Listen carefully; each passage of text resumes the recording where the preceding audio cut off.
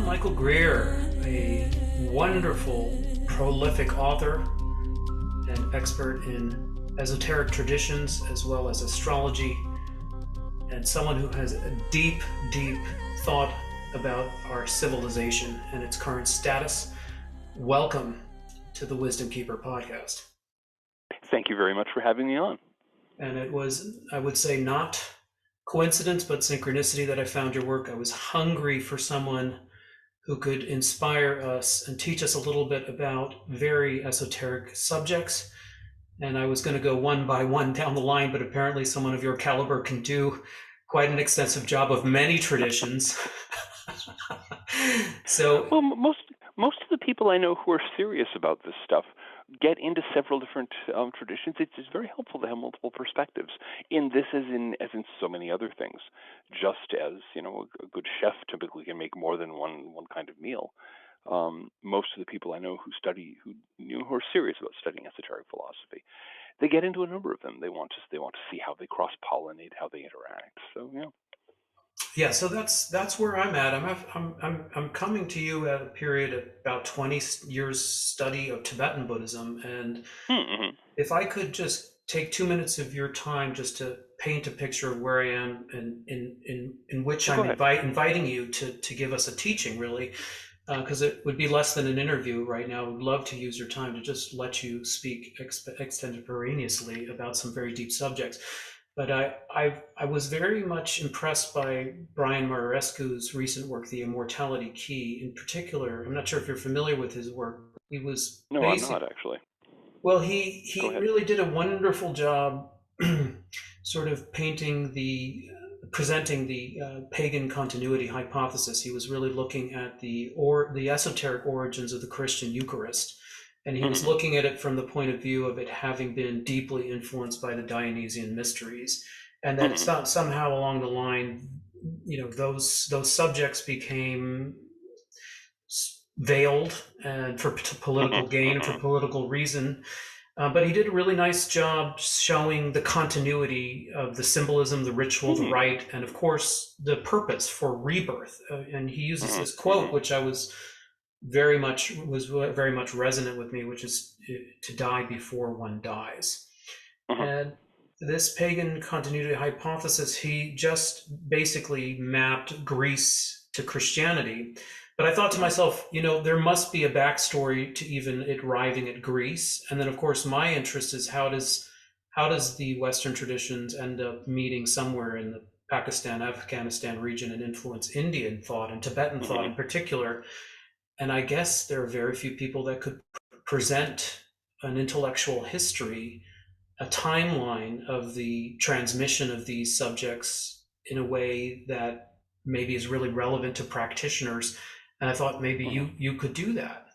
Could help us, take us on an evolution of thought as far back as you can, and maybe show how the mission or the agenda or the interest in rebirth, spiritual rebirth, resurrection, transmigrates through various cultural traditions and arrives in some cross-pollination or cross-interdisciplinary and cross-cultural conversation. I would open that up, and then maybe I'll just sit back, and if I have a few other additional questions, because we're taking the 20,000 foot view here. Yeah, no, that's opening a number 10 can of worms. The great problem that we face, of course, is we only have about 5,000 years of recorded history, and there is no reason to think that the interchange of ideas among human cultures started with the first writing. In fact, there's every reason to think quite otherwise. We have situations where, in ancient Chinese, there were words that were clearly borrowed from Indo-European languages. So there was a lot of back and forth going on across the steppes, across what later became the Silk Route, dating from incredibly ancient times, probably further back than anyone realizes today. So to some extent, when we're coming into this, it's as though we've gotten to a party 2 hours late, and the Mm. conversations have been going and going, and people are already, clustered in these little groups doing this, and every so often somebody goes from here.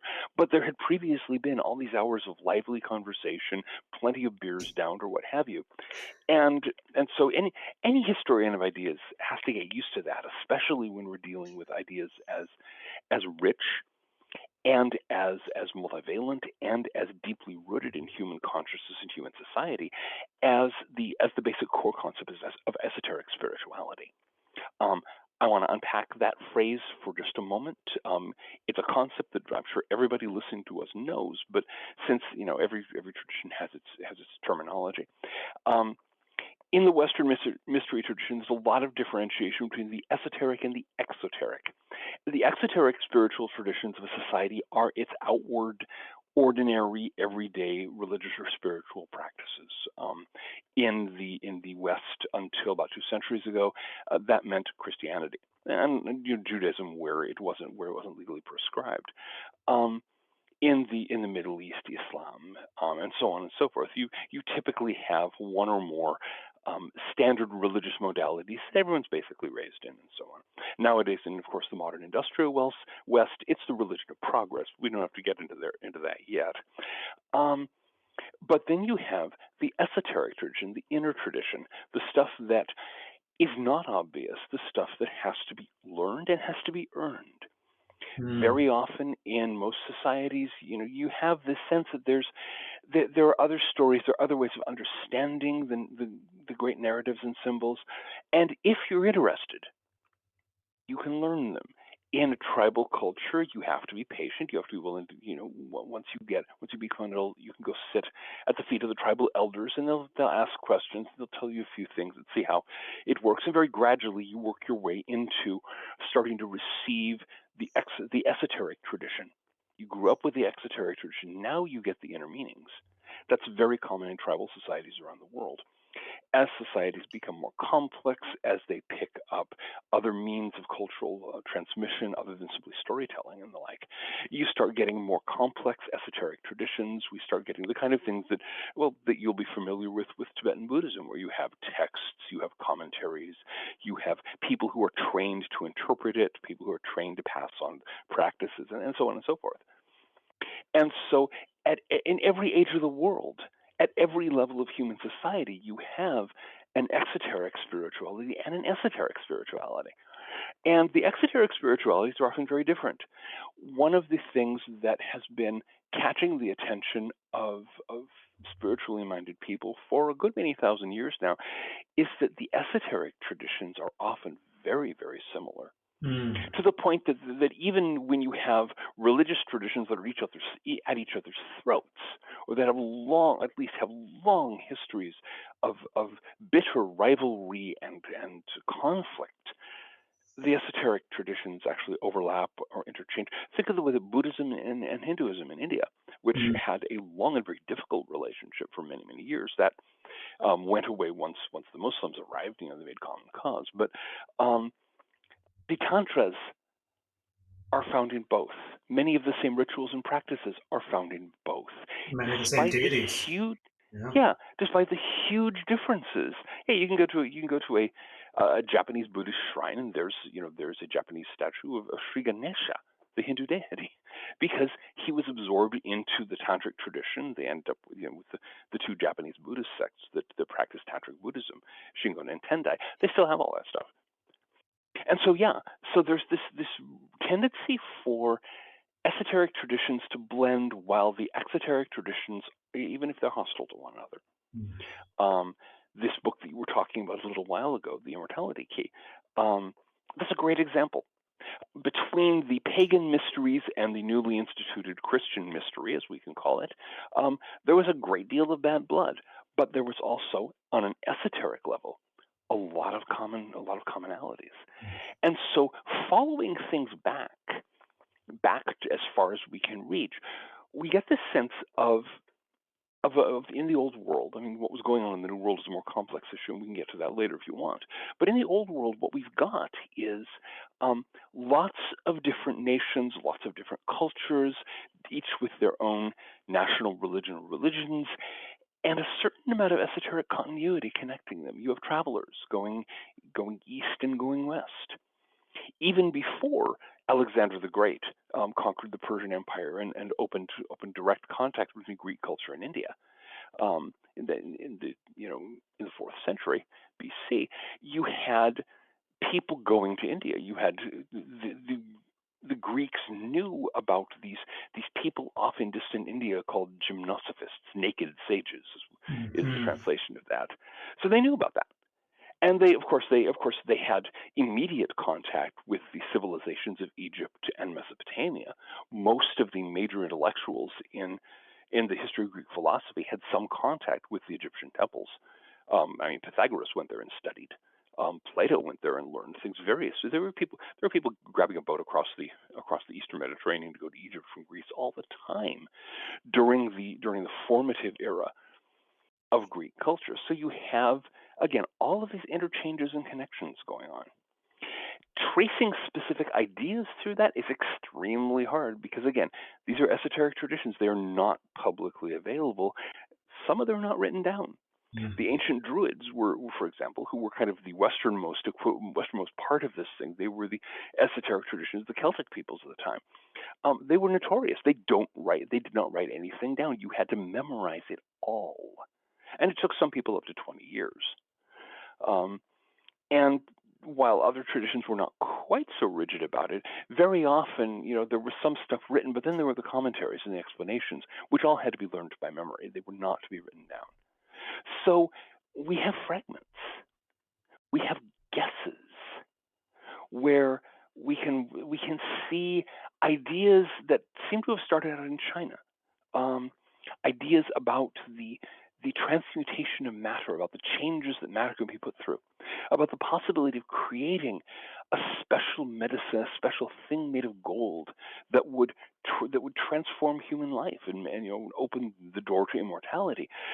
Starting out in China, spreading westwards across the Silk Route until they finally get to Alexandria and give rise to Western alchemy, having sparked Rasayana, which is the Indian tradition of alchemy en route. You have other things going back the other way. Some of the aspects of Greek logic, Greek philosophy, very clearly found their way eastward to India and to points further east, and helped feed the development of Hindu and Buddhist logic, for example. And so there's this whole process of flow and interchange of ideas going on for thousands of years. People would go on pilgrimage. Muhammad said, that it's so important to gain knowledge that you should be willing to go to China. Now, if you're living in his time in Arabia, China's a long ways away. Right. But the fact is that people went there. People traveled. People made those journeys. And they traveled to India, and they traveled to Gaul, and people from India traveled to China, and vice versa. And so there were all these people crossing back and forth. Tibet was kind of fortunate in a way because it wasn't quite a way station. It wasn't quite one of the crossroads. Those were a little further west, but it was close to them. So it was picking up influences from all over the place. And so you have this sort of bubbling cauldron of ideas, and every so often somebody would basically dip a ladle down into it, scoop it out, and write a book. And so we have the Tao Te Ching by Lao Tzu. We have some of the early esoteric Hindu and Buddhist writings. We have the Corpus Hermeticum in the West, which is practically a sutra, by the way. It does not begin with "Thus have I heard," but everything else, the Poimandres, is practically a sutra. If the revealer figure of Poimandres, who reveals himself to Hermes Trismegistus in there, if he had said, "I am Poimandres, the Bodhisattva of wisdom," there'd be no question. We're in sutra territory here.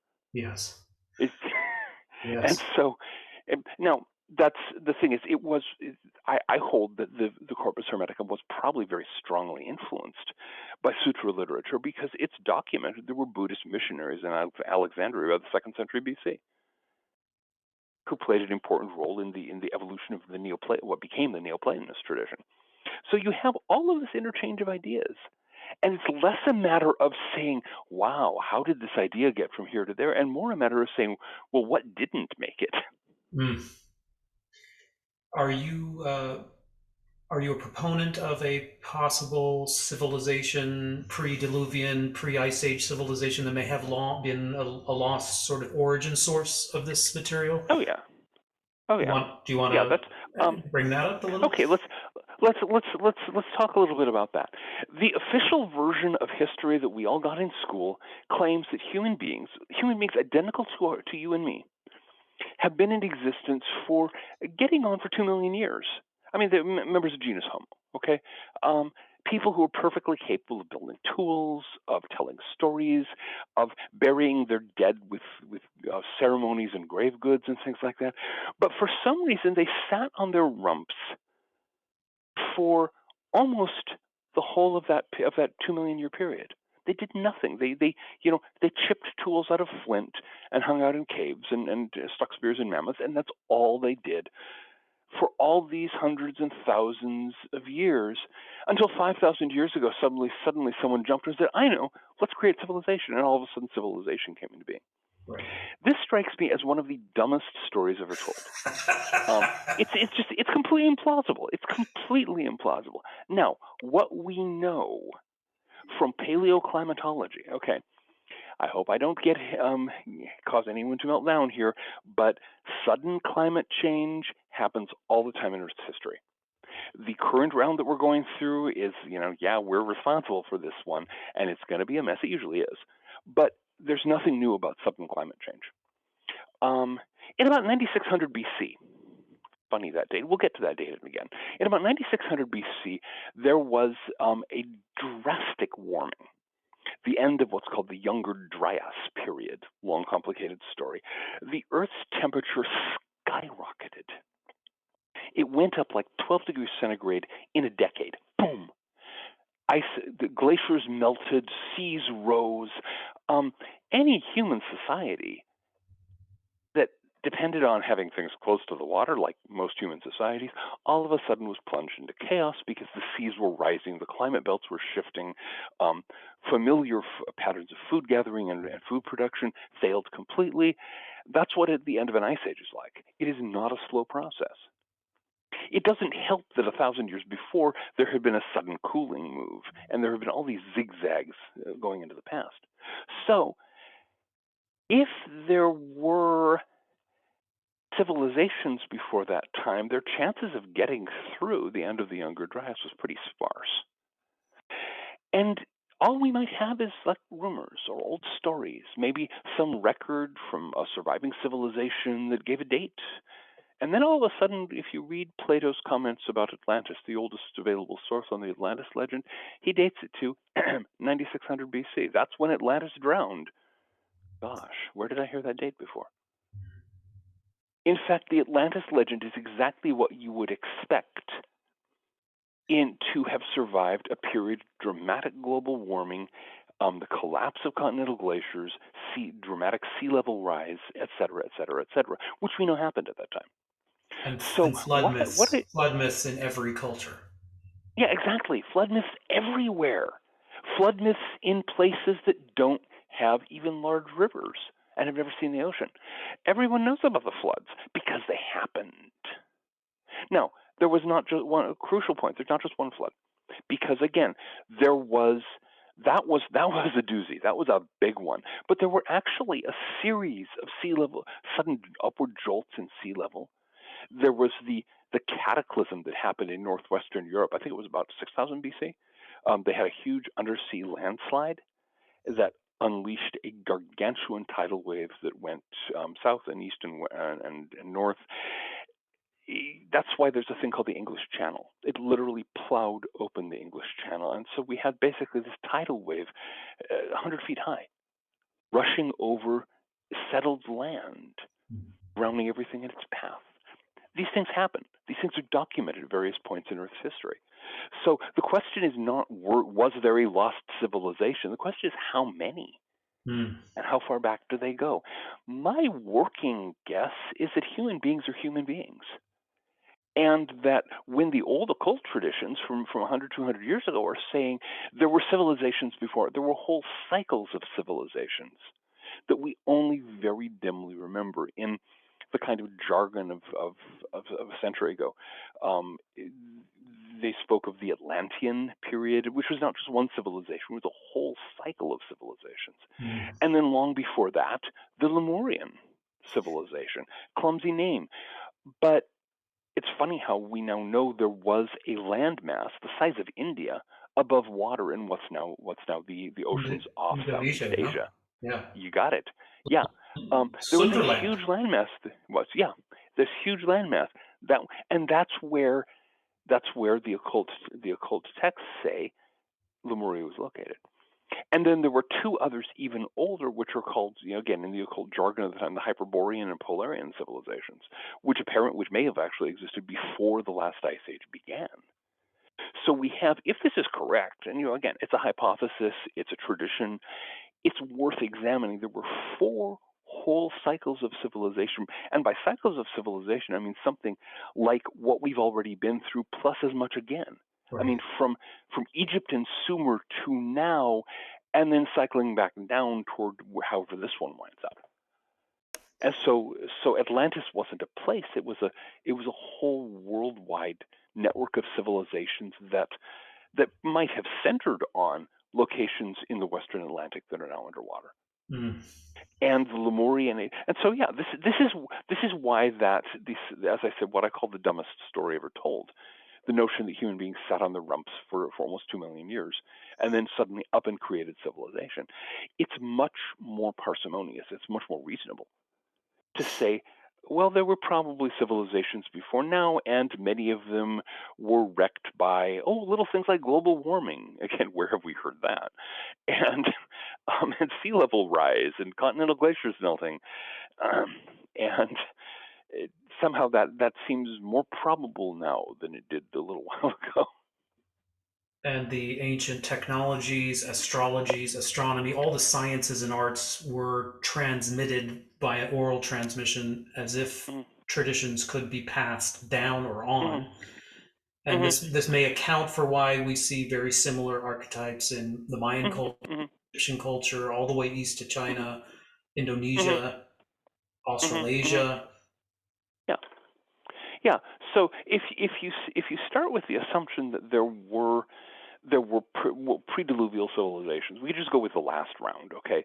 That there were civilizations in various parts of the world in contact with one another before the end of the Younger Dryas period, before the oceans rose and the climate belts shifted, then it's perfectly plausible that those would have had similar results, or at least results that are understandable in connection with one another. In the New World, in the various parts of the Old World, and so on, in West Africa, and other parts of the planet, that in the sort of canned, dumbest story ever told version, were completely separate from one another. And how come they had these similar ideas? Gosh. Right. But there's the thing to keep in mind, though, is that in a situation like the one we've described at the end of the Younger Dryas, the period of the end of the Atlantean Age, an enormous amount of knowledge would have been lost. Just think of what would happen now. Think of what may happen if our civilization goes down. There's drastic climate change. The ice caps melt. Sea level goes up 300 feet. Climate belts change completely out of what they have been. There's Technology is completely wiped out, and it falls to the people that have oral traditions. Who these people are running, they're scant, and few remain. Yeah, exactly. So we have a 95% loss of population over the next 300 years, let's say. And what do they have left? Some of them might preserve the concept of writing. Some of them might preserve, but here are some people in far western China that remember a few things and have a couple of books. And here are a few people in East Africa, and they actually remember how to write, but they haven't saved any books. Those all got destroyed in such and such catastrophe. But they know a few things, but they're different things. And here are some people in Peru. They've got a book, just one, and it's not in very good shape. And so you end up with different groups of survivors with different different sets of knowledge salvaged from the wreck of the Mm. older civilization. Mm. And they then proceed to build on what they have. And so the people, the survivors in the valley of the Nile, let's say, they have, they build what we now call Egyptian civilization. They do it slowly and gradually, and it goes through all kinds of changes. But they take what they learned, and they're not stupid. Quite the contrary. They build on it, they develop it, they come up with inventions and discoveries of their own. Meanwhile, there are other people doing that in the valleys of the Tigris and Euphrates River. They're doing people that in the valleys of the Indus. Hello. Yeah. Yeah. Okay, I got beat then. You have people doing this in the valleys of the Indus, in the valleys of the Huang Ho, and various other parts of the world. And so they're all coming up with different things. And so it makes sense that we would have that mixture of common features and radical differences, Mm. of similar starting points and very different creations. Look at the different forms of astrology in the world that we have today. We have Western and Arabic astrology, which are very similar. We have Jyotish, Indian astrology, which is its own thing.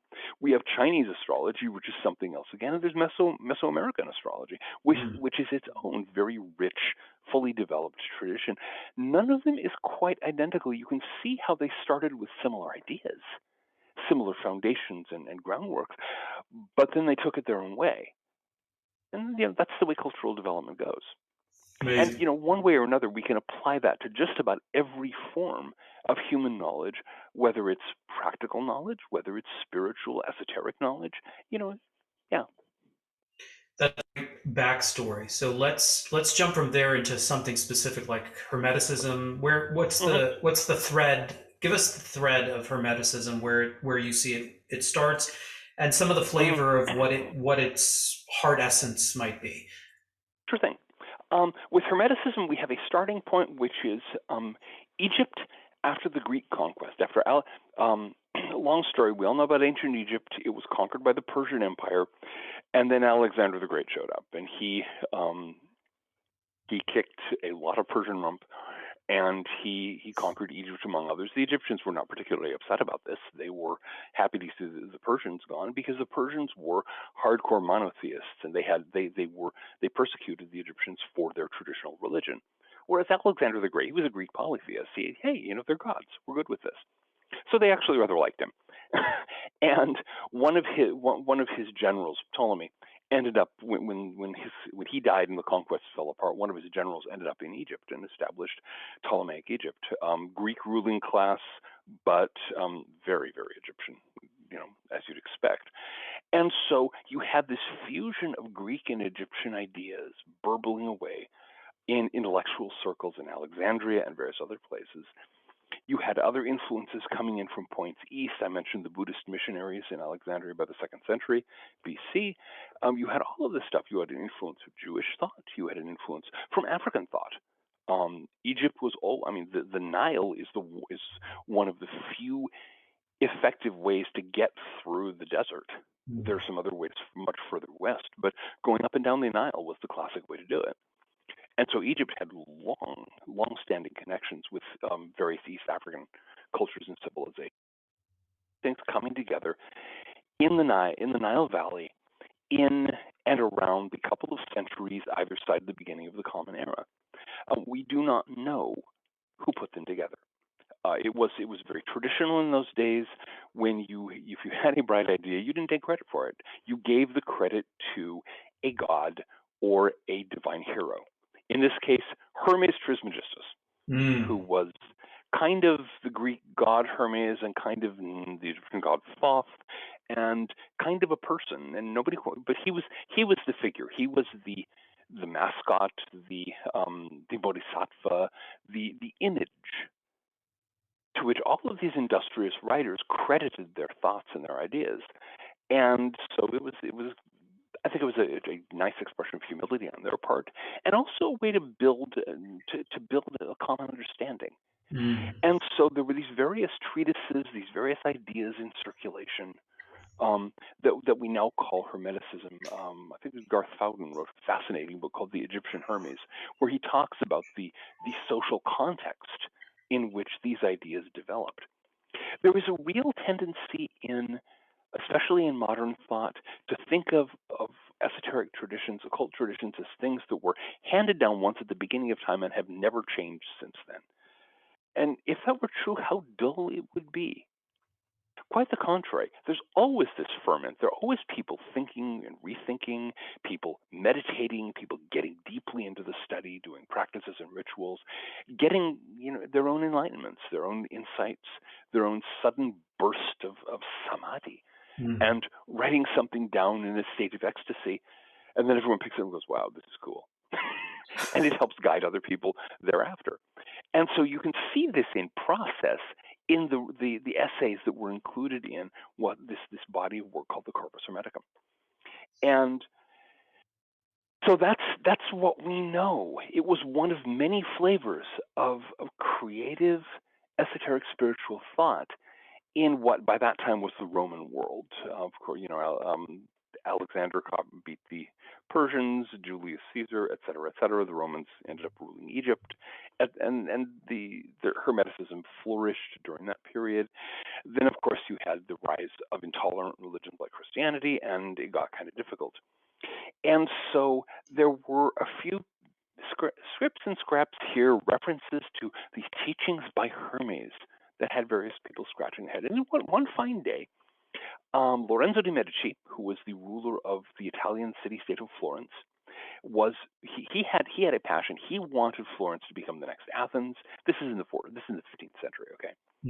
And he wanted Florence to become the next Athens. He wanted a top-notch center of scholarship. He'd hired a brilliant young man named Marsilio Ficino to run the thing, a guy who could write classic Greek the way you and I can write a grocery list. And so he had people out in points east in what was in the last crumbling remnants of the Byzantine Empire, and looking for Greek manuscripts. And this guy comes back saying, hey, Lorenzo, I got this thing. It's great. I don't know what it is. It's totally confusing, but it's Greek. And so this one battered volume, which Lorenzo looked at it, said, it's Greek. It's Greek to me. Handed it to Marsilio Ficino, and that's how Marsilio Ficino got hold of the only surviving copy of the Corpus Hermeticum. One copy. Had got through the Christian persecutions and book burnings and all the other chaos and trouble from the fall of Rome to the 15th century. He got it. And Ficino, again, he was good at Greek. He translated it into Latin, which is the scholarly language of the time, and it was published, and everyone went, wow, this stuff is really cool. Well, of course, they did it. They did it in 15th century Italian, but the effect was the same. And so basically, that set off, that was what created Renaissance Hermeticism. That was what created Renaissance occultism. Because all of a sudden, you didn't just have these various occult traditions that, for doing practical magic. You had a set of ideas. You had an understanding. You had a way of looking at the world that was communicated by these Greco-Egyptian texts, and people went ape. All over Europe, people just were going, this makes so much more sense than the official religion that we've been taught by the church hierarchy. It makes so much more sense than the sort of proto-rationalism that was then being developed, and that made the esoteric side of the Renaissance. You had some other documents flowing into the same bubbling pot by then. There was a very strange document.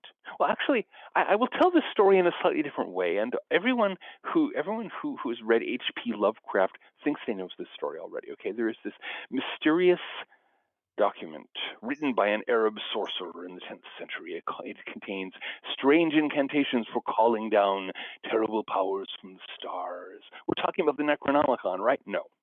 We're talking about the Picatrix. It's an actual book. It was not invented by H.P. Lovecraft. People are still trying to figure out if Lovecraft knew about it because it is so much like his fictional Necronomicon. It's not funny. Mm. The Picatrix was written by an Arab sorcerer. It was translated into Latin at the court of Alfonso the Wise of Castile in the 13th century. It immediately became the subject of frantic quests either to get a copy or to burn at the stake anyone who had seen a copy. And copies permeated the Renaissance. I mentioned Marsilio Ficino. He had one. He didn't let anyone know, but he had one. Let's see, Giordano Bruno had one. John Dee probably didn't. At least he doesn't show any signs of it. Cornelius Agrippa did, though. And if you go through the roster of the great occult writers of the Renaissance, most of them had a copy. Mm. And it's full of practical ritual techniques and astrological techniques and things like that, but it's also full of philosophy. It also tries to give people an understanding of the spiritual side of this. What are these forces that permeate the world, that enable these things to happen, that enable consciousness to shape the very fabric of reality? Mm. And so you have the Picatrix, and you have the Corpus Hermeticum, and you have various other scraps of things surviving from the Neoplatonists, who were basically Greek philosophical mystics from the late Roman period, and all of it came together to form Renaissance Hermeticism. And the entire Hermetic tradition since then in the Western world has been various developments and reflections and meditations on and challenges to and reworkings of that heady brew of Renaissance Hermeticism that Marsilio Ficino had on tap. Can you give us a flavor of its emphasis and what made it so juicy and so seductive and so intriguing, captivating? Okay. Yeah. Okay. First of all, it had the idea of enlightenment. In very much a Buddhist sense, the idea that you can, through spiritual practices, pass through a process of revelation that will give you direct personal understanding of spiritual realities. And if you've been raised in a religious context where all you can do is listen to some, ecclesiastical bureaucrat tell you what the truth is, the thought that, you don't have to take it on faith. You can experience this for yourself. That was intoxicating. Mm. And that the Corpus Hermeticum gave that idea. The Picatrix gave some of the techniques. And the idea that you could interact with spiritual beings, disembodied entities. That there were beings that were harmful to interact with, but there were also beings that were helpful to interact with. Mm. The idea that that the world was a unity, that it wasn't just a sort of trash heap at the bottom of creation, that and everything important was up there in heaven. It's that the world the world we inhabit is part of everything's part of everything else. Every star has a reflection in stones, in herbs, in parts of your body. That basically the entire world is created and maintained by this constant influx of power that begins with the divine and ends in physical matter. And so it turned the world from the kind of miserable veil of tears that you get in so much exoteric Christian teaching into a luminous realm of powers that are waiting for you to interact with them. It sounds like non-dualism. Mm-hmm. Well, it has some elements of that. At the same time, they didn't get so much into the idea of the abolition of duality was not a central concept of theirs. It was more participation. Mm. Experience. And this is something you get, but also not just experience as though you're looking at something at a distance. Participation is a central concept in Neoplatonism. The idea is that you actually exist by participating in these various spiritual things. You don't exist as a separate unit. You participate in the fact that you are a thing, a unity, a one. That's because you participate in the one. You participate in the divine unity, the center of all things, in a very distant, sort of reflected way, but you have that connection. Mm-hmm. And so everything is connected. It's not that everything is everything else. It's that everything is connected to everything else. That there are these subtle linkages and ties energy that are part of you and part of the universe that sustain you at every moment. Keep going, please. Tell us, how do you interact with the matrix, with the Okay, yeah. interdependence? Well, first of all, you do it all the time whether you know it or not, and that's on the one hand, that's kind of frustrating because, okay, how can I find out? But also you realize this is not something that's foreign to you. It's not something you don't have to become some kind of super being to do this. You're doing it all the time. You simply have to become conscious of it and learn how to do it intelligently. So, And would so, you say there would be a law or principle of something like karma there, where you're either oh yes, you're yeah, acting unconsciously, or you're acting through will and virtue, so for very something much, like, yeah. very much so, very much so. And it's precisely that awakening from unconsciousness, from just getting pushed around. It was very often understood in astrological terms. And so you have a maxim: fools are ruled by their stars. The wise rule their stars. Mm. If you are a fool, if you are unconscious, if you are lost in the sort of trance of materialism, you're constantly being pushed around by these astrological forces. Mars is square your natal sun, you're unreasonably angry. Venus is doing something with your moon, and you get involved in a sexual intrigue that you didn't really want to get into, but you just were too horny, or what have you, because you don't know. You're a puppet. You're a plaything. You don't have to be. You become knowledgeable. You learn to sense. You could track those astrological forces by way of obviously astrology. And you're saying, oh boy, Mars is approaching a square with my natal sun. I need to keep my temper extra in check today. And so you do it. You don't get into a fight. You get irritable, but you don't Mhm. get into that fight, and you avoid trouble. Here's Venus coming up to try my natal moon. I don't think I'm going to go to that party. And so you don't get into this sexual intrigue. You don't get into the big tangle that leads to all kinds of problems and a paternity lawsuit and so on, because you understand what the problems are. On the other hand, okay, you, like me, you're a writer, let's say, and you're saying, okay, in another day, Mercury is going to be trining my natal sun, and I was trying to figure out when I was going to send in this proposal for a manuscript, ... And you do that. You can ride the positive aspects of the tides as well as avoiding the negative ones. Mhm. So, that's a very simple example, and it's a very mechanical example, because you start with that kind of mechanical approach. You start by tracking the stars and planets and watching your horoscope and doing things like this. But the point of it is to build that intuitive sense of participation until you don't have to, until you can feel, okay, there's this martial energy, I'm going to back off that thing, and you just end up dancing with it. Mm. And step by step, you become more conscious of it. You become more fluent at it. You participate in it more freely and more creatively. And Mm. there's no upper limit. That's the other thing that made Hermeticism so enticing. You're not stuck permanently just being, again, the sort of exoteric Christian idea that you're a grub crawling on the face of the world. You have the capacity to pass beyond what we now understand as the human. You can become And like a god. you can become, yeah, in the sort of developed Hermetic things you get by the 18th century, you're getting people saying, well, the gods were what we now are, and Mm. what they are now we can be. Yeah.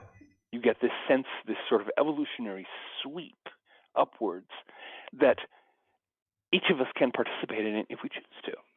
The door is always open. So we start with from a place of blindness. There is the introduction of the law or principle of karma. The Hmm. objective is awakening of some sort and Hmm. self-mastery. Hmm. Can you tell us about the theory of reincarnation and how it fits Oh in? yeah. Well, reincarnation pops up pretty much all the time in human societies, and I happen to think it's because it's true. And it's really awkward, because no matter what, when you can teach people that you die and go to heaven, you can teach people that you die and you're dead, and yet you keep on having kids who remember their previous lives. and you have people who practice meditation and suddenly end up with these memories surfacing. It's kind of convincing. And so, yeah, the idea of reincarnation was known. Of course, in the ancient world was very familiar with it. And it crept into Renaissance Hermeticism from a variety of sources, from Jewish Kabbalah. Reincarnation was a known phenomenon there by, I think, the 13th century. They had that teaching. Of course, that's not what exoteric Judaism teaches, but yeah, there you are. And so it was always kind of awkward, because you had the fulminations of Christian clergy insisting that, if reincarnation happened, then salvation didn't matter, and we can't have that. Or it says there were various lines, but the idea of reincarnation being that, on the one hand, it's the only way to make sense of the disparities in human existence. One person is born with all these advantages, another person is born with all these difficulties. Why? How is that fair if it's their only life? And so that obviously that does, but also just that people remember.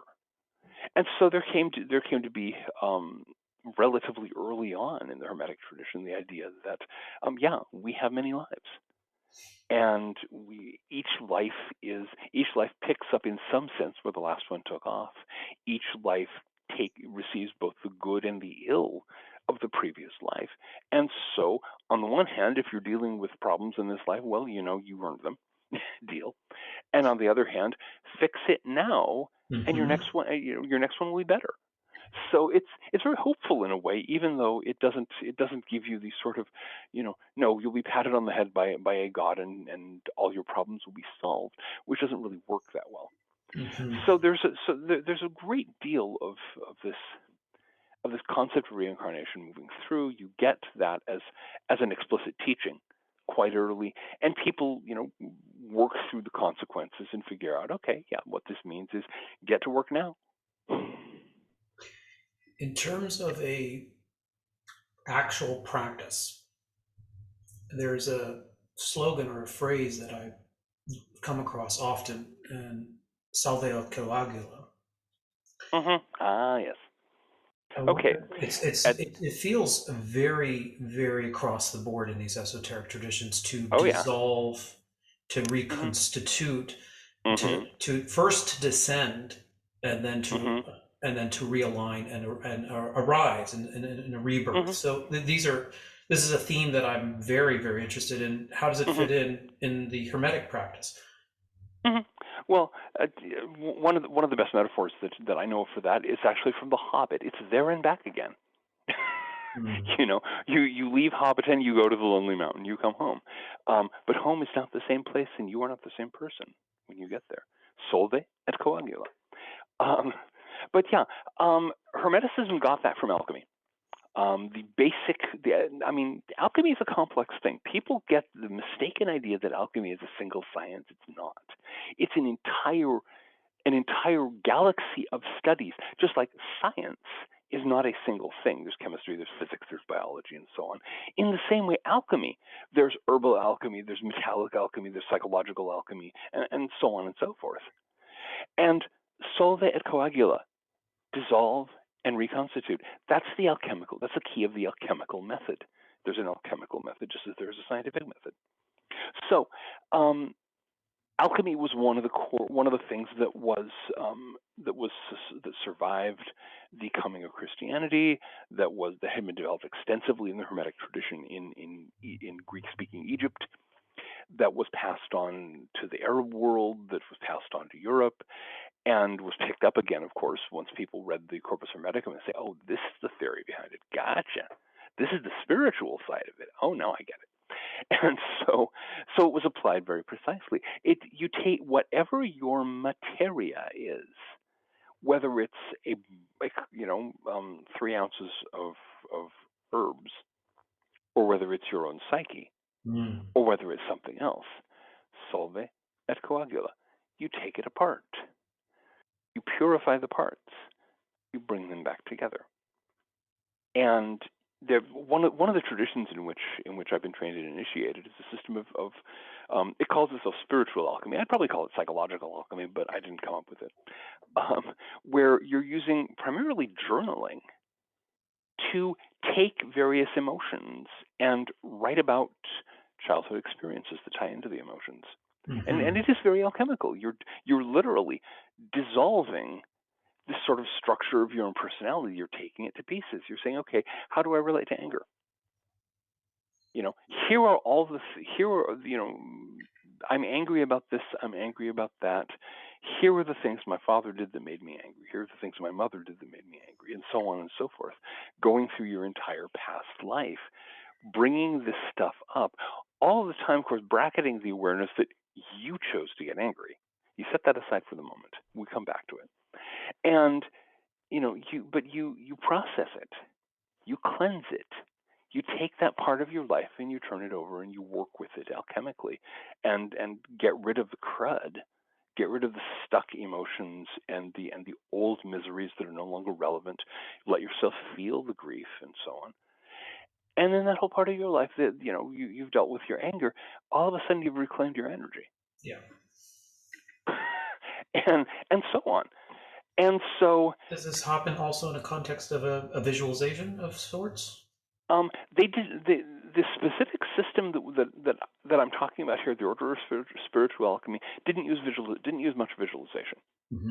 It was very much a journal-related, text-related, word-related thing. It's very solitary. It's that you can certainly do it with visualization as well. I'm not actually a very visual thinker. I have Asperger's syndrome, but I'm the weird Asperger's that I don't tend to do everything in images. I do everything in spoken language. The inside of my mind is a constant conversation. And so you could have analytic meditations or discursive meditations, which are found. I do that. Discursive meditation has been the core of my personal practice for like 40 years now. And with very good results. I know other people who can't get anywhere with it because they don't have that sort of discursive mind. But that's one of the reasons there are all these different traditions and all these different practices is there are all these different people. Yeah, in the Tibetan tradition, they have many different ways of getting at this dissolution. You could do it the discursive way with Madhyamaka or middle way philosophy, which is deconstructionist. But you can also do it visualized. And this is where the subtle body chakra and the energy work also come in, because they have this beautiful process of dying, of seeing yourself, all the elements decomposing all the way down to just primal energy, and actually mapping that on a subtle body so that you're drawing the energies down to the inner chalice. And then there is an alchemical process of rebooting, basically using a deity as the mother-father template. And then what's called the spiritual gene or the bodhisattva vow, your motivation to be reborn is to serve other beings. And then you recast yourself. You reimagine yourself being reborn in the world, driven by this new motivation. Anything comparable? Oh yeah. There you're typically in hermeticism, when you're getting into that, you're getting into ritual. That's one of the things that the Pictrix brought in was a focus on ritual. And so you have this very extensive Hermetic ritual tradition where you are establishing, instead of setting up a mandala as, just sitting and putting it on the wall and meditating on it, you're literally tracing it around you. That's what those magical circles are all about. They're all mandalas. So you're establishing yourself in the center of the sacred space, and you're establishing various spiritual powers in relationship to yourself, and you're passing through certain transformative experiences in there, either doing this solo or especially in the later, once you could do this without being burned at the stake, you have lodge and temple rituals where you have formal initiations. We have kind of an echo of that even in like modern Freemasonry, where this whole symbolism of death and rebirth is very much part. But in developed systems like the Hermetic Order of the Golden Dawn is a great example, where the whole death and rebirth symbolism is repeatedly processed, and each time you're being given a chance to dissolve in a certain sense and then put yourself back together.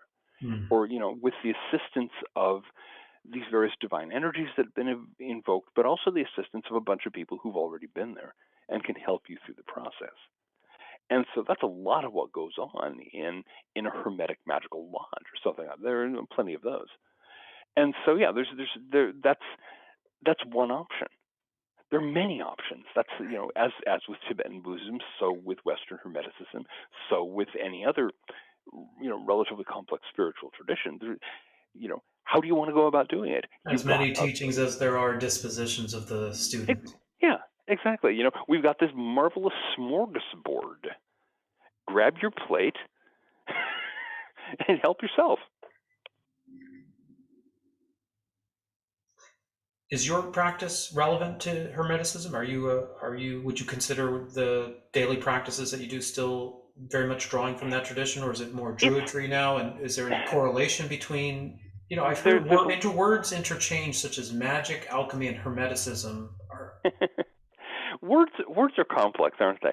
Okay, the Druidry that we have now does not date back to the ancient Celtic Druids. Whatever they had was lost around the 6th century. That's when the last Druids tried to keep the Picts in what's now Scotland from being converted to Christianity, and they failed. And what we have from the ancient Druids are the tiniest, most enigmatic scraps you can imagine. The Druid movement we have now was organized in the early 18th century. You had people who were looking at the first stirrings of the Industrial Revolution, the devastation of the British landscape. There are people who were looking at the sort of exoteric Christianity and the rising power of scientific rationalism, and say, none of the above, please. I want door number 3. And when they said, well, there is no door number 3, they said, well, okay, we'll make one. And so you had these groups of eccentrics, British eccentrics, basically, who were trying to craft a spirituality of nature, and who used the Druids as their example, their role model, the source of a name. They didn't have a direct connection. They just figured, okay, let's turn to nature for this. And they drew very heavily on some aspects of the Hermetic tradition at several points. So the particular branches of Druidry in which I've been initiated, all of them are fairly heavily influenced by Hermeticism, and they have a lot of shared practices. And so the work that I currently do, my daily practices, the ritual, the meditation, and so on, could be described equally well as Druid practices and as Hermetic practices. They're part of the extensive overlap between the sort of Hermetic end of Druidry and the Druid end of Hermeticism. And since that's basically where I've come to find my comfort zone, my home ground, the place that I work in, is precisely that realm of overlap where you have the awareness of the powers of nature, the Druidic sense of a living cosmos, and you combine that with the Hermetic, with Hermeticism as I've been discussing it with you here, and it is an eccentric mix, I grant, but it works for me. Wasn't it Hunter S. Thompson who used to say, I do not recommend vast amounts of sex, drugs, and things like that for anyone else, but it's always worked for me. In my case, I don't know that I recommend this sort of weird Druidic Hermetic hybrid for anyone else, but it's always worked for me.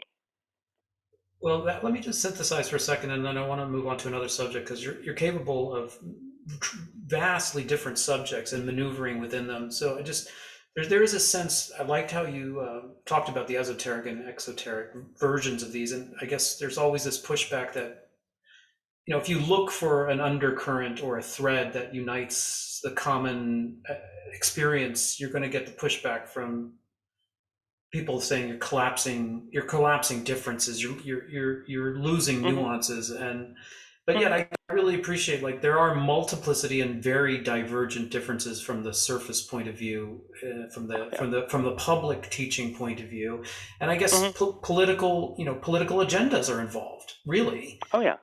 But from the mystical point of view, if you're a practitioner and you're aiming at a mystical, non-dual, personal, direct experience, what you call participation, then I think maybe there's much more similarity between the tantras, the Hermetic system, the authentic Druid path, even stretching back. I mean, I have no idea. It's way out of my wheelhouse with the Egyptian, the Egyptian Book of the Dead, or the Egyptian mythologies and practices.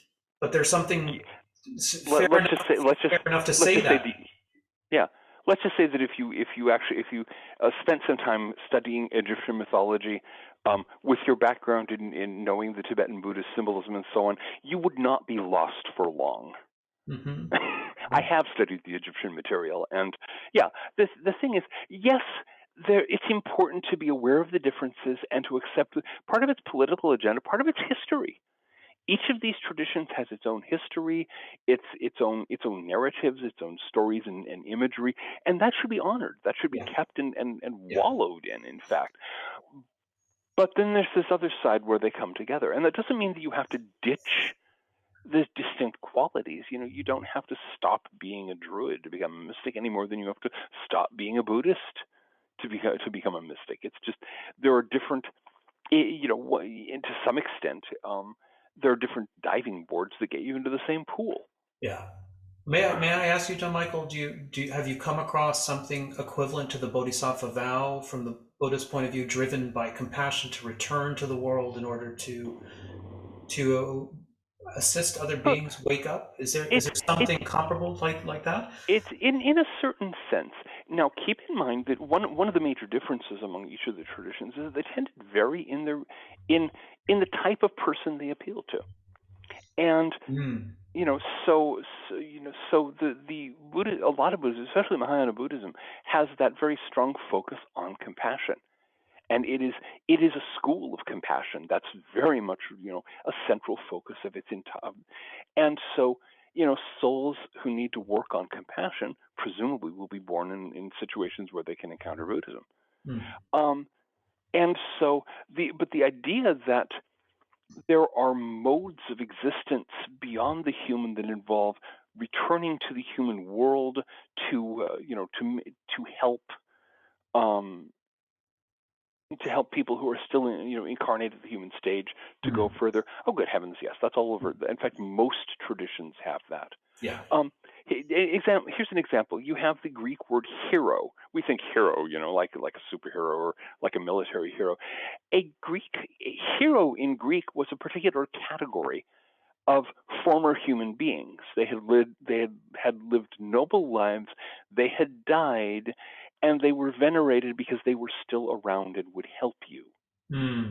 And so people would make offerings and do ceremonies at the Heroon, the shrine of a hero. And because the hero would help them, this formerly human being, you might as well translate it saint in Christian terms, because the idea was taken straight over from the Greek notion into Christian practice. There are formerly human individuals who have progressed beyond humanity, but turn their attention back to the human world and help those who call upon them. It's a universal practice. It's a universal belief, and as far as I can tell, it's based on fact. It's something that there is a reality there. So whether it is done because of compassion or whether it is done for some other positive motivation, there are a whole range of possible motivations. That's actually something that varies from tradition to tradition. And that's why I was saying, the Mahayana Buddhism that's the school of compassion. And other people do other traditions have other visions. Wonderful. Let me take a breath, and we are going to migrate to another one of your subjects. But thank you so much for that ride, that journey through from Egypt all the way through and into hermeticism. That was a wonderful exposition. Thank you so much. I wanted to pick your brain for a minute on astrology, because you also, some of your work that I've been reading, you practice a particular kind of really practical astrology, mundane astrology, as clear as I can see. And maybe as a segue, you can talk about how astrology has also fit into these esoteric traditions throughout history. But then also, I'd love to pick your brain. There's a couple questions I have about psychology that I ask people who are practitioners of astrology, and I have to ask you, in terms of its mechanics, how does the psyche and the cosmos touch? How do they meet? How do they influence each other? I'd love to get your take on that, but please just give us a little taste of how astrology fits into the esoteric systems, and then we can get into how you use astrology, and maybe I could throw you a few curveballs, and you can hit them out of the park. Okay. So how does astrology work? How does it fit into the esoteric vision? Well, if in fact everything participates in everything else, if in fact we are in contact with the whole cosmos at every moment, how could the planets not serve as indicators of cycles in human life? You know, it's purely a creation of modern materialism to think that we're all sort of locked inside these walls of skin, completely cut off from the rest of the universe except by our, through our senses or what have you. That's a superstition. It's one of the more useless superstitions of the age of science. We fully participate in the cosmos at every moment. Now, this does not mean that the planets cause these things to happen. It means they correlate. It means they correspond. There are patterns of meaning that shape the whole cosmos, and it so happens that the movements of the planets are correlated to movements in the mind, movements in feelings, movements of collective activity, and so on. Keep going. Okay. Now, I mean, I think sure, the Jungian notion of synchronicity, I think, may work here. Yeah, synchronicity. Jung was Altes Zauberer, the old sorcerer of Zurich. He was good. And one of the great things about synchronicity is that it says something without actually saying anything. What it says is these things are in a relationship to one another. These things correspond to one another. Do we know how? No, Socrates, we do not. Mm-hmm. And that's just it. I routinely field questions, regarding astrology. Well, how does this work? Nobody knows. Try getting grant funding for a study to find out. I dare you. Yeah. We are in exactly the same position that Isaac Newton was when he was studying gravity. He knew exactly how gravity worked, but he could not tell you why. In fact, he said, I refuse to make any hypotheses on this subject. We don't know why. This is how it works. Astrology is the same way. We don't know how it works. We know that it does work. We know that certain cycles in human life and certain interactions can be timed very, very precisely by watching the movements of the planets as seen from Earth. Again, people get quibbly about that. Well, why would it seen from Earth? Well, that's because that's where we live. If there was a city on Mars, the children who were born in that city on Mars, they would have to have the horoscopes cast with Mars at the center. And there's the Earth rising. They'd have some work to do to figure out what Earth means in different positions in a Martian horoscope. I think it's fair to say that all these esoteric traditions relied on an astrological system. That's fair to say? I have not studied all esoteric traditions, so I can't answer that. I know that the ones I've studied certainly all do. And can you talk about the Great Year? Oh yeah.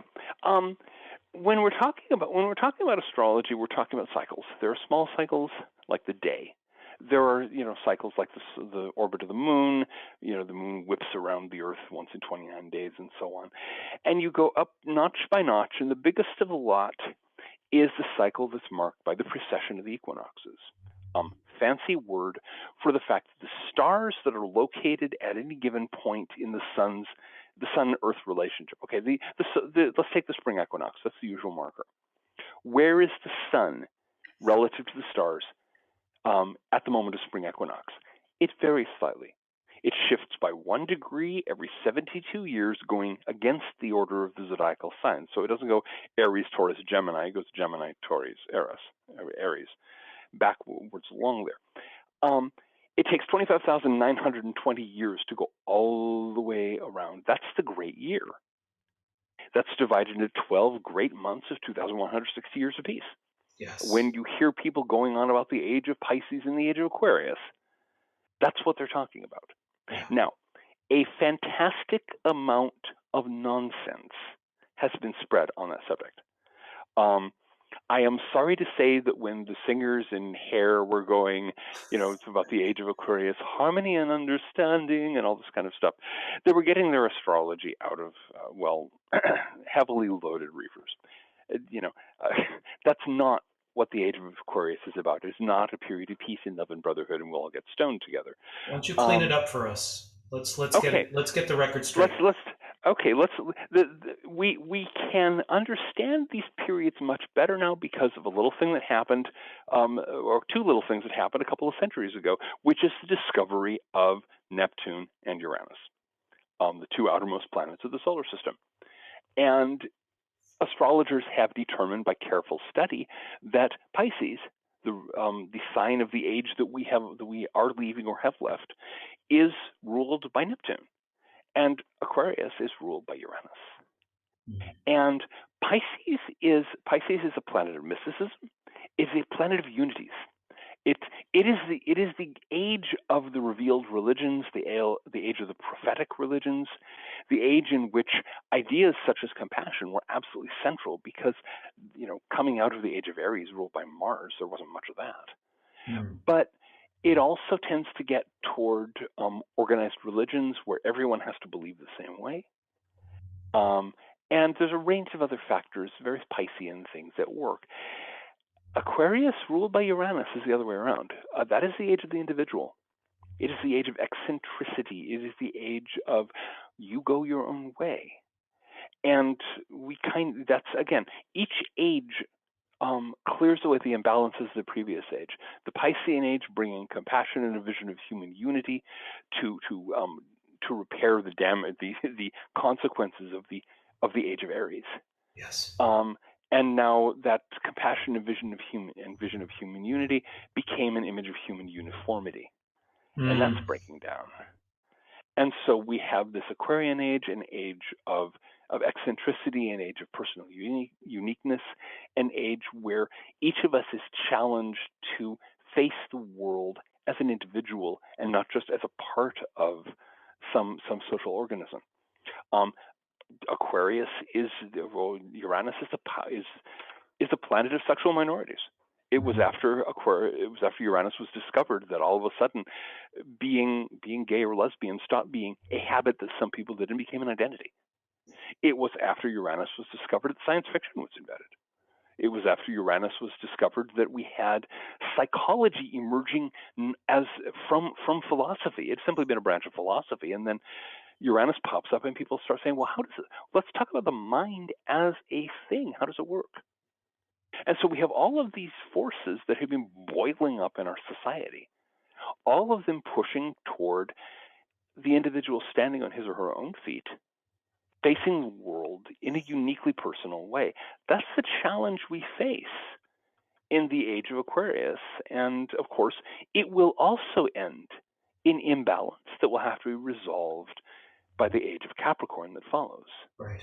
And that may be a little bit of a rough one because Capricorn is ruled by Saturn, and Saturn I get along very well with Saturn. I have Saturn is very well placed in my horoscope, but Saturn can be a tough taskmaster.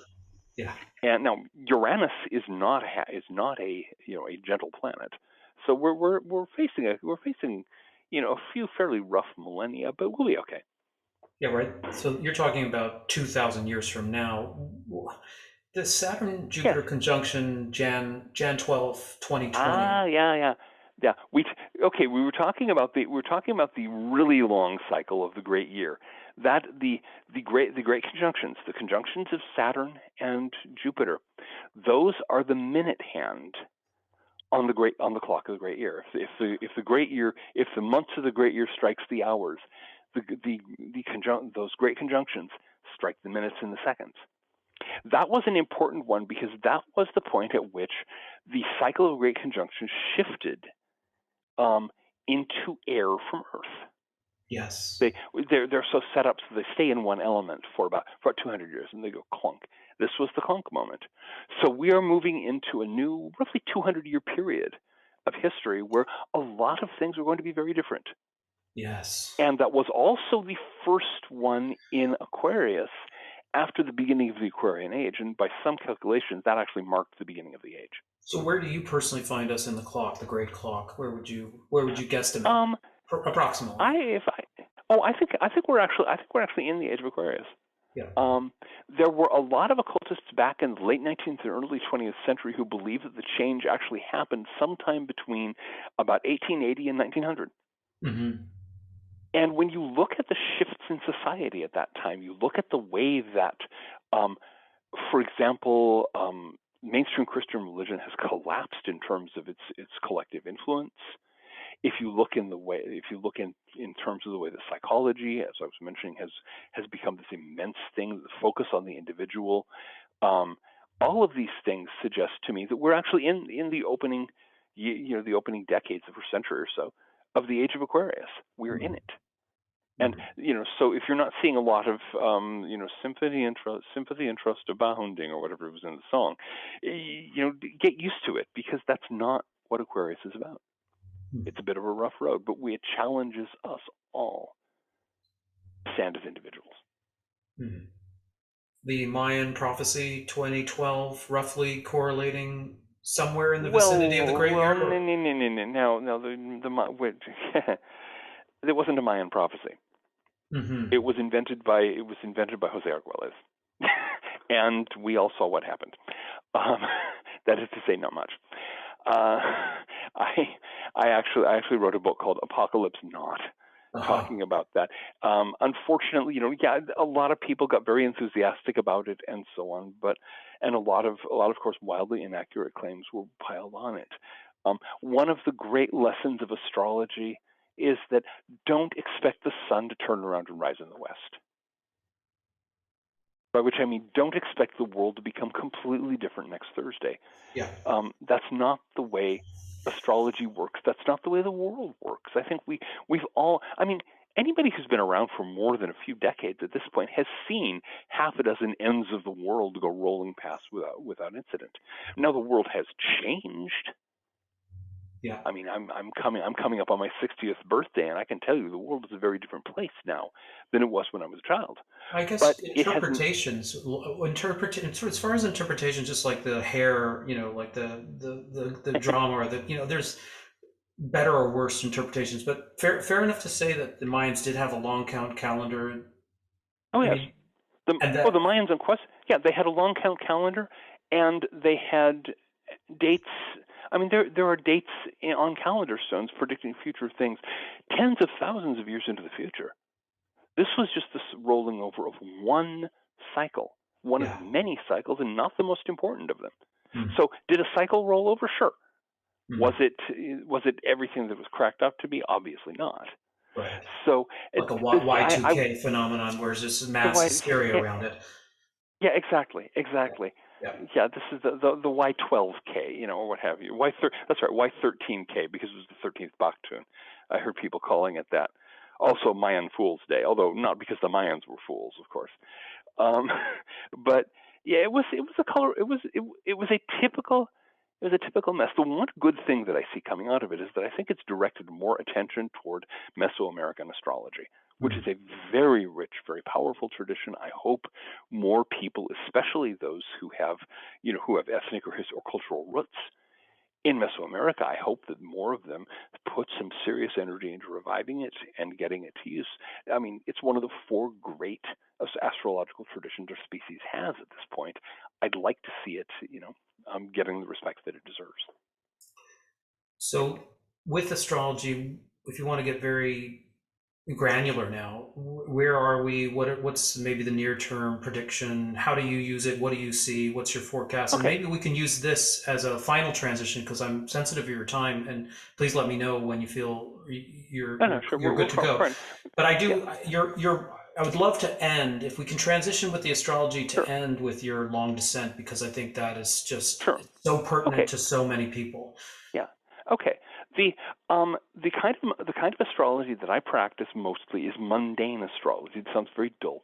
Mundane astrology is the astrology of politics, economics, the rise and fall of nations. And most of what I do, by way of my subscriber accounts and so on, is quarterly predictions. There's what are called ingress charts, which are done for the solstices and equinoxes, and eclipse charts for solar and lunar. solar and lunar eclipses. There's a body of traditional lore on how these are interpreted, and generally, recently it has, I've been having to do a lot of, I'm afraid I have some bad news for you kind of thing. Well, that's how it feels. It doesn't, it though. I mean, I was aghast when when we had Joe Biden's inauguration. Now, of course, it would have. Now, here's the thing to keep in mind: it would have happened at this time, no matter who was inaugurated. Okay, I want to stress that it did, and in fact, I did my initial draft of the thing before they'd finished settling who was going to be president, and it's literally one of the most baleful charts I have ever seen. It has everything square to everything else practically. It's just a very, very nasty chart, and so I'm sorry to say that at least this first 4 years, we'll see if he wins re-election, but this first 4-year period of Biden's period of time in office is going to be very difficult for many, many people. And generally speaking, we have, there's a lot of trouble going on. There's a lot of very negative astrological influences. Uranus, we were talking about Uranus. Uranus is in Taurus. That's a sign of his fall. And so every time things in the chart interact with Uranus, they're getting disruption, because a badly aspected or badly dignified Uranus is always disruption, chaos, sudden change for the worse. And of course, we've seen a few of those things of late. As you don't know, more than a few. And more than a few, exactly. And we've got a ways to go before that finally winds down. But I'm looking forward to the point where I can have some positive things again. The broader perspective is one that most people do not want to hear. Okay? Civilizations rise, and they crest, and they decline. They don't collapse overnight. They don't do sudden Hollywood catastrophes. Modern civilization, our civilization, the one in which we're part of, actually had its peak quite some time ago. And I think most people have begun to realize that we are in decline. That as a civilization, I'm not talking individual nations here. The United States is going through a very rough patch right now, and we'll see whether we can pull out of it or not. But the whole civilization of which we are part peaked quite a few decades ago now. And a very good marker for that is boots on the moon. We are a very short distance in time at this point, from a point where no living foot on the moon. They're all the surviving astronauts are all very old men now. And during the time since then, our guys have never, neither our astronauts nor the Russians nor the Chinese have left low Earth orbit. So there's the moon off beyond there, the point, the high water mark that we reached, from which we have now fallen back. I think most people who take the time to get, if you get outside of the sort of upper class bubble, you get out into the real world, most people realize there's a lot of decline going on. There's a lot of, our infrastructure is going to bits. Our streets are lousy. Our society is falling apart. Our economy is falling apart. This is interesting. This part here, may I interrupt you? Just if you could. You may. Yes. You're talking. You're going to go now. I just want to earmark this because the symptoms of the decline take us back to maybe Rome or another civilization what are the telltale signs of a civilization in the past of its decline? It's very simple, and you can see them by looking out the window. This is what, if you were living in Rome during its decline, this is, with the appropriate changes, this is what you saw. The most important thing you see is that the government, the people who are responsible for running things, the government and so on, cannot come up with solutions to problems. Everything they try makes things worse. That's the classic thing. Arnold Toynbee, he wasn't an astrologer, he was a historian. He argued that the issue is that a society, when it is growing, when it is expanding and developing and breaking new ground, it is run by what he calls a creative minority, who are people with no ideas, who are willing to upset existing arrangements to meet new challenges the way they have to be met. And so as long as you have a creative minority in place, you have the potential for expansion, for growth, for further, for new things to come. But what happens over time is that every creative minority eventually becomes what Toynbee called a dominant minority, where they are so their only interest becomes keeping themselves in power, and they also lose track of new ideas. They're just continuing to try to do the same old thing over and over, and it doesn't work. And once you start seeing that same old thing repeated endlessly, you're in the decline situation. And of course, that's what we've had in place now for 50 years. The same bad ideas endlessly rehashed. You see that in our culture. I mean, go to a movie theater. They're playing ideas that were new in 1920. Listen to our political discussions. Has there been a new idea since the 1960s? I haven't heard one. It's all rehash, and that's a classic sign of a society in contraction, a society in decline. Now, as Attila the Hun's mother used to tell him, Rome wasn't sacked in a day. The decline and fall of a civilization takes centuries. Nobody alive today is going to see the end of the process that we're in. But we're in it now. We're in it now. Yeah. We are in it now. This is not something that's going to happen in the future. Again, go outside and look at the condition of your street. It's happening. Can you define the catabolic collapse for the listeners? Catabolic collapse. This gets perhaps a little more complex than we need for now, but I have an article on the subject. If you look up the phrase catabolic collapse, you'll find it. But the short form is that every society, when it's growing, builds more infrastructure than it can afford to maintain. And then as it peaks and begins to decline, it runs out of resources, it runs out of money, there's too much corruption, too much stuff ending up in people's pockets, and everything starts falling apart, and nobody can find the resources to repair it. Catabolic collapse is one of the core mechanisms by which declining civilizations cease to exist. So that's going on right now. Again, if you have any doubts about that, you need to get out more. And so what we can expect is this long, slow unraveling process, not a steady one. There'll be periods of crisis, periods of relative recovery, all the usual ups and downs, just as on the way up there were crises and recoveries and periods of improvement and periods of trouble and so on. Same thing. It's a ragged thing. There are many planetary cycles if you want to look at it astrologically. Yes. But one of the things that's very important to remember about periods of decline is that is when great religious and spiritual traditions are born. Christianity was born in the twilight of the Roman Empire. I mean, it was a little tiny cult before that time. Buddhism emerged in the twilight of one of the cycles of idiot civilization. Taoism was born in the twilight of the Zhou dynasty, and so on and so forth. It's always in periods of contraction when people are forced to look at themselves, when they can no longer say, well, I can just get rich and that will solve all my problems. They actually have to face themselves. Yeah. That's when you tend to have the great upsurge in spirituality, in insight, in a turning within to find those inner resources.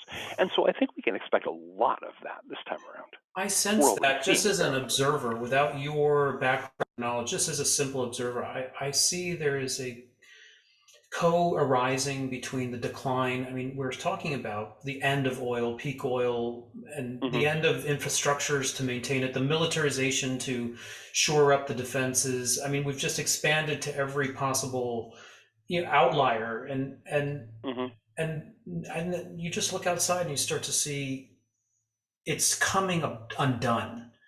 It's coming apart at the seams. Yeah, at the seams, right? And it's not going to right itself completely, as you say. I think that's a very reasonable expectation that it will just. I mean, our governments just kick the can down a little. This last round of printing money, for example, the hyperinflation. You see countries like Argentina, Venezuela, just recently Sri Lanka. I mean, is the United States immune, as its hubris pretends to be, to collapse in this way in our lifetime? That's sort of just to wake up my senses that it's all going that way, and yet the rise of interest in spiritual practices and the rise in interest in people returning to old wisdom, the rise in interest in things like permaculture, the rise in Hmm. interest of people maybe downsizing and downscaling, going Hmm. inside. The Hmm. pandemic was a period, I think, where a lot of people, Hmm. because they had to, made Yeah. priority shifts important, Uh-huh. and I necessary priority shifts. They come together, it seems like. hmm I can tell you on the basis of my book sales that the periods of the shutdowns, an enormous number of people piled into the spiritual stuff that I teach. New people, I Apparently, suppose. people who had not done New, so. yes, new So yeah, interest. and exactly. And the thing is, I did it myself. Because with the shutdowns and things like that, I had more free time. I put a lot of it into some serious, intensive spiritual work. I figured it was a useful thing to do, and it was. Yeah. So I think we're going to see a lot. It's that very co-arising is a good term here. These two things are happening as modern industrial civilization wanes on the material plane. We have this sort of waxing process on the spiritual level, and that's normal. Again, that's something that happens in the twilight of every civilization. So get Can you used to it. give us an educated prediction for the next 5 year scenario? What we might expect, Oh, and also maybe we can end with this. So your prediction of the scenario 5 years out, and how to prepare. okay. What I'm expecting at this point, watching petroleum in particular, the price of oil is probably going to go up to unprecedented levels. That means all of your energy bills are going to go crazy. If you commute, you may want to rethink that. If you need to drive long distances, you may need to rethink that too. In the United States, especially with some of the frankly clueless legislation coming through Congress at this point, there may be actual shortages where as in some parts of the 1970s, you simply can't get gasoline. Hmm. Um, and so, or possibly, you may not be able to heat your house. There may be rolling blackouts. It depends on just how clumsily things are done. Um, we're looking at energy shortages. We're looking at severe energy price increases. So the Mhm. first thing to do is decrease the amount of energy used drastically and decrease your other expenditures. All of this was common knowledge in the 1970s. People have been trying to pretend that it didn't exist, but the people, all that stuff about do-it-yourself, all that stuff about sustainability and self-reliance, all the things people got into in the 1970s, there was a reason for that. It was the energy crisis. And so many of those same lessons need to be recovered and put back to work right now. Mhm. And it's your choice. You can learn those lessons and spend the next 5 years in relative comfort, or you can refuse to learn that lessons and have to struggle. It's going to be a Mhm. rough road. We're looking at economic contraction. We're looking at Food the shortage. uh, very possibly. I think probably most people in the United States will still have access to food. The question is whether you'll be able to afford it. Mm. So develop a taste for rice and beans. Mhm. They're cheap, and so, but generally, it's a time to tighten your belt and decrease your expenditures and rig for trouble. And be aware that the government is going to be too busy scrambling around. Like the saying is, "When in danger and in doubt, run in circles, scream and shout." That's what the government's going to be doing. It's not going to be helping you. Yeah. And so, this is a good time. Make contact with people that you can trust. Make arrangements to work with them as needed. If there are community groups that you're familiar with, interacting with those is a very good idea. All these things that we know, all these things that we all know at some level. Yeah, we're going to have to do that someday. We're going to have to do it now. Yeah. 5 years from now, we'll probably be in the middle of it. 10 years from now, we'll probably be coming out the other side. Energy crises don't last indefinitely. But What's your sense of the Ukraine-Russian sort of the international oh my, geopolitical landscape? Is this just a okay. harbinger? Does this go away soon? Does this bleed into a series of other correlated conflicts? What do you see? Um, okay. The most of the U.S. media has consistently interpreted Russia as though the only way they could do things is the way we do things, and if they're not doing the way we do things, they're doing it wrong. And so you get a lot of really clueless analysis. The Russians have a very straightforward plan here that they are carrying out. They have obviously decided they want to walk off with the southern and eastern provinces or oblasts of Ukraine. And as we saw with Georgia, as we saw with several other places, they're perfectly willing to invade a place, leave their troops there, declare it the Southern Ukrainian People's Republic, which nobody else recognizes, but they don't have to care. Mm. And so what I expect is that the fighting will gradually wind down, unless the Russians decide they want to take another chunk, in which case it will flare up again. And there will be other conflicts. When and how soon, I don't know. How soon the Chinese might decide that, okay, we've learned enough of the lessons from the Russian war in Ukraine. Now it's time for us to take Taiwan. What is happening more generally is that the sort of unified world economy under American guidance that we had in the post-Soviet period, that's over. The globalization, the free trade, the period of free trade and sending. Stick a fork in it, it's done. So that means, go ahead. Yeah, it was only ever a way to siphon as much money as possible into the pockets of American and European multimillionaires. That's what it was. And it's falling to bits right now. And we have succeeded in driving Russia and China into each other's arms and in alienating most of the rest of the world. I don't know if you noticed that when the United States called for a boycott on Russian oil and grain and things like that, Canada responded, Europe responded, Japan and South Korea responded, everyone else rolled their eyes. Mm. Mexico is still importing Russian oil. Yeah. Mexico doesn't care what we think anymore. That shows you right there. The United States has passed it. Yeah. Well, the end of the thing in Afghanistan showed everyone in the world that the United States has passed it. But yeah. So what's happening is the world is dividing up again into a sort of American bloc, which is primarily American Europe, North America, north of the Rio Grande, Europe, and our allies along the fringes of East Asia, and the rest of the world, with Russia and China and India as the three major centers. And of course, China and India have some problems to work out, and we'll see if the Chinese are willing to work those out or what. But it really does look as though we're seeing a massive reshift in the global economy, one that is going to leave the United States kind of out there on its own. Yeah. Yeah. That's one of the things that's going to make life rather challenging for those of us in the U.S. because we're used to, until quite recently, 5% of humanity lives in the United States. We could count on getting 25% of all energy resources, 25% of all raw materials, and 33% of all manufactured product for just the 5% of us here. That's what builds our lifestyle. That's going away. Seriously, that's going away. We are not going to be able to do that in the future. Nothing we provide the rest of the world is worth that. And so the standard of living of a lot of people in America is going to go very steeply downhill. You can do that voluntarily. As I tend to tell my readers, collapse now and avoid the rush. You can simplify your life and downscale dramatically and use less energy, less resources, put more time into spirituality and less into, greedy material accumulation voluntarily. And you can do it very smoothly. Yes. Or you can wait until it's torn out of your hands and you can have a very rough road. Take your pick. Amen.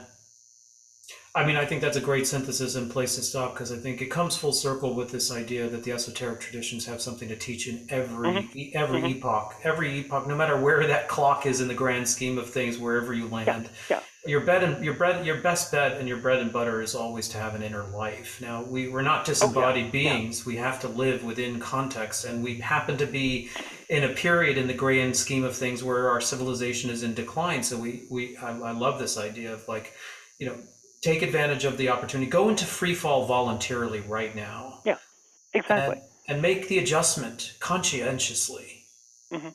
I'm going to say something that tends to freak people out, okay? Americans especially. It is possible to be poor in relative comfort. You just have to know how. Now, as a writer, I got that experience, the normal way. You've heard everyone's heard the stories about how writers start out the first few years, they're living on rice and beans and in a garret or something. It's true. It's true. I made next to nothing for like the first 10 years of my writing career. My wife's salary as a bookkeeper kept us afloat. And so yeah, you can learn to be poor in style. You can learn to be poor in comfort, but you actually have to you have to go through the learning curve. The sooner you get to work on it, the better, because you're going to be poor by modern standards. The vast majority of us in America are going to be a lot poorer, and this is across the board. I mean, I pity the people who are used to like $1 million incomes, because they're not going to be getting those, and I don't think they have any idea how to live on an ordinary salary. Mm-hmm. Sage advice from the wisdom keeper, John Michael Greer. It's been a pleasure, and I hope that you would indulge me with another connection at some other point, because I think you've just opened up 3, 4, 5, 6 portals and given us just a wonderful look inside a vast mind with time well spent in this precious human embodiment. So thank you so much. Thank you very much for having me on. I've enjoyed our conversation. Until soon. Mm-hmm. All best wishes. Thank you for listening to the Wisdom Keeper podcast. If you've enjoyed this presentation of sacred knowledge, kindly like, subscribe, review, and share our podcast and video series on YouTube with your network, so that more people can benefit from these teachings, and together we can create a brighter future. If you're interested in my online courses, our community membership, and pilgrimages I lead, consider visiting the Contemplative Studies program at gradualpath.com. Until we gather again, all best wishes.